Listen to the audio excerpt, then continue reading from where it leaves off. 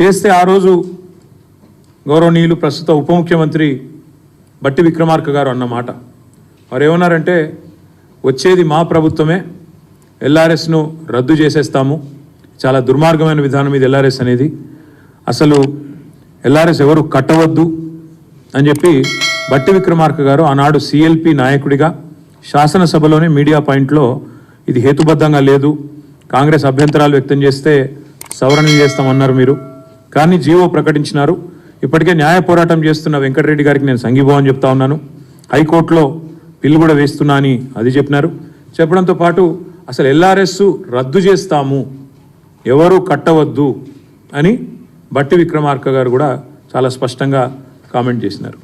సరే, ఇక కాంగ్రెస్ పార్టీలో తలా ఒక నాయకుడు తలా ఒక మాట మాట్లాడతారు కాబట్టి ఉత్తమ్ కుమార్ రెడ్డి గారు ఆనాడు మాజీ పిసిసి ప్రెసిడెంటు, ప్రస్తుత మంత్రి గారు, ఆయన అన్న మాట ఏమంటే, నో ఎల్ఆర్ఎస్ నో టీఆర్ఎస్, అసలు టీఆర్ఎస్ అనే పార్టీ ఉండకూడదు, ఎల్ఆర్ఎస్ అనేది కూడా మనం చేయకూడదు అని మాట్లాడుతూ ఉత్తమ్ కుమార్ రెడ్డి గారు ఏమన్నారంటే, ఆ రోజు మీకు వాళ్ళ వీడియో బయటలు కూడా చూపెడతాను మీకు నేను, ఆ రోజు అన్న మాట ఏంటంటే ఉత్తమ్ కుమార్ రెడ్డి గారు చాలా స్పష్టంగా టీఆర్ఎస్ను బహిష్కరించాలి, తెలంగాణకి వెళ్ళి ప్రజలెవరు ఎల్ఆర్ఎస్ కట్టొద్దు, కాంగ్రెస్ అధికారంలోకి వచ్చాక ఉచితంగా భూములను క్రమబద్ధీకరిస్తాం, ఉచితంగానే ఎల్ఆర్ఎస్కు ఏ ఫీజు లేకుండా చేస్తాము అని స్వయంగా ఉత్తమ్ కుమార్ రెడ్డి గారు అన్నమాట. ఒకసారి మీరు దయచేసి వారు ఏం మాట్లాడారో ఒకసారి నేను మీకు చూపెట్టే ప్రయత్నం చేస్తాను. ఇది ఎవరిది? ఇది బట్టి విక్రమార్క గారు. పార్టీ సంబంధించిన నాయకత్వం కానీ రాష్ట్ర ప్రభుత్వం కానీ రాష్ట్ర ప్రజలపైన ఏదో రకంగా పెద్ద ఎత్తున పడి పన్నుల పేరు మీదనో లేదా ఇంకో దాని పేరు మీదనో వాళ్ళ రక్తాన్ని పీల్చాలనేటువంటి ఆలోచనతో రాష్ట్ర ప్రభుత్వం ఉంది. అన్ని రిజిస్ట్రేషన్లు ఆపి పెద్ద భయాందోళనకు గురి చేస్తా ఉన్నారు ఈరోజు రాష్ట్రంలో. మీరు ఎల్ఆర్ఎస్ కడితేనే రిజిస్ట్రేషన్ అంటున్నారు, రిజిస్ట్రేషన్ ఆపే హక్కు మీకెవడిచ్చిందండి? మేము రాష్ట్ర ప్రజలందరూ కూడా కాంగ్రెస్ పార్టీ పక్షాన విజ్ఞప్తి చేస్తూ ఉన్నాం, భయపడమాకండి. నేను నిన్న మొన్న ఇప్పటిగా మీరు తీసుకొచ్చిన అప్పులన్నింటినీ కట్టడానికి ఆ అప్పుల భారం ఈరోజు ప్రజల మీద వేస్తూ ఉన్నారు ఈ రకంగా. సో ఇది మంచిది కాదని మేము గతంలో కూడా చెప్పాం. ఇంకా 2-3 సంవత్సరాల తర్వాత ఇంకెట్లా ఉంటుందో ఒక్కసారి ఆలోచిస్తేనే భయాందోళనగా ఉంది.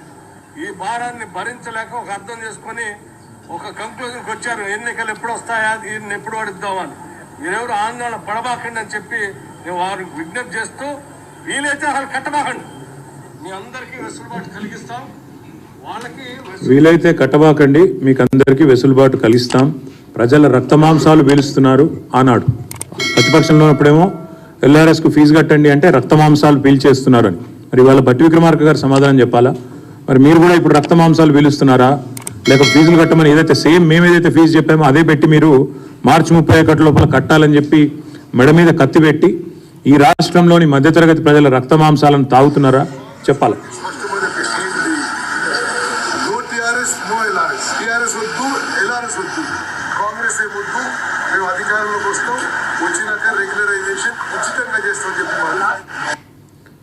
నో టీఆర్ఎస్ నో ఎల్ఆర్ఎస్, మేము కాంగ్రెస్ అధికారంలోకి వస్తాం, రాగానే ఉచితంగా, మళ్ళొకసారి వినండి, ఉచితంగా